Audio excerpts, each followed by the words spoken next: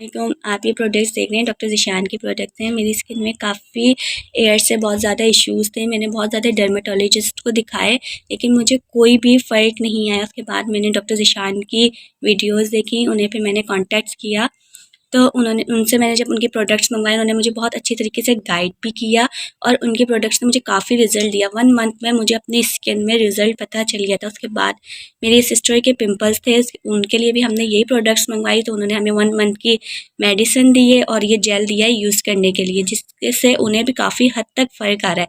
तो मैं आप लोगों से भी यही रिक्वेस्ट करूँगी कि अगर आपकी स्किन में कोई प्रॉब्लम्स है, तो इधर-उधर पैसे खर्च करने के बजाय आप डॉक्टर ज़ीशान से कॉन्टैक्ट करें और उनसे ये प्रोडक्ट मंगवाएं।